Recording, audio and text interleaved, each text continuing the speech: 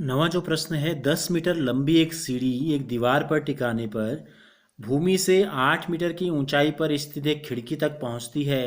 तो दीवार के आधार से सीढ़ी के निचले सिरे की दूरी हमें ज्ञात करनी है। तो देखिए, सबसे पहले हम चित्र बनाते हैं। ये एक ले ली हमने ज़मीन, हमने ले ली भूमि का लेवल है। यहाँ पर है आपकी एक दीवार खड़ी है,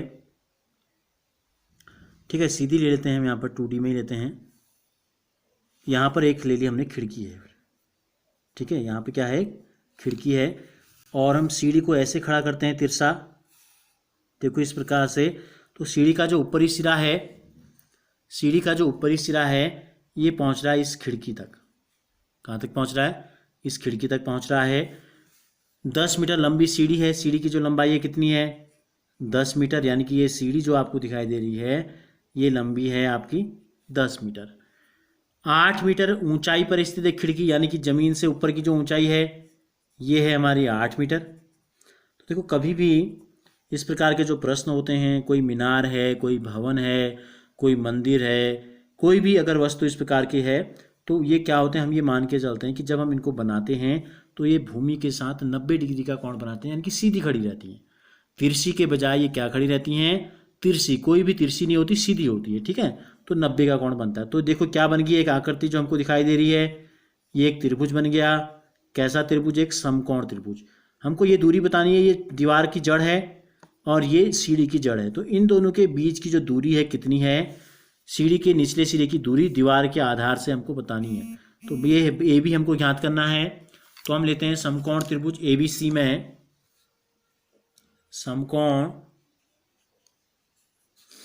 त्रिभुज ABC में क्या नियम लगाएंगे? कर्ण का जो वर्ग होता है वो शेष दो भुजाओं के वर्गों के योगफल के बराबर होता है। तो शेष दो भुजाएं कौन सी हैं? एक AB और एक BC। तो हम इस प्रकार से भी लिख सकते हैं, AB का वर्ग या AC का वर्ग धन AB का वर्ग बराबर AC BC, ठीक है। BC का वर्ग धन, एक भुजा BC है, एक भुजा AB है, और तीसरी जो भुजा है कर्ण, यह है AC। BC का मान है 8,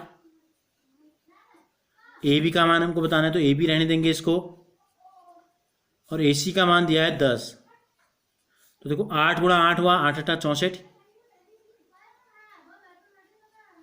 10 गुणा 10 हो गया 100। तो AB की जो घात 2 आ गई, आ गई 100 धन 64 बराबर के दूसरी तरफ गया तो ऋण 64 हो गया। तो AB की घात 2 बराबर आ गया, 100 में से 64 घटाएंगे तो 36 आ गया। और जब हम AB की घात 2 को दूसरी तरफ ले जाते हैं, मैंने आपको पहले भी बताया है कई बार, तो घात 2 जब दूसरी तरफ जाती है तो ये हो जाता है वर्गमूल, ठीक है। स्क्वायर जब दूसरी तरफ जाता है तो स्क्वायर रूट हो जाता है। तो 36 के गुणनखंड कर देंगे, क्या लिख सकते हैं? 6 गुणा 6, 6 का एक जुड़ा बना तो बाहर आ गया, सब मीटर में है तो ये भी हो जाएगी मीटर में। तो क्या आ गया? AB का मान आ गया 6 मीटर। हमसे क्या पूछा था? दीवार के आधार से सीढ़ी के निचले सिरे की दूरी। तो लिख देंगे, इसलिए दीवार के आधार से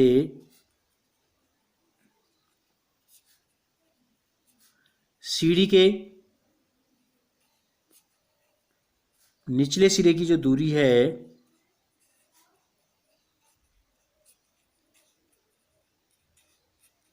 ये आ गई हमारी 6 मीटर।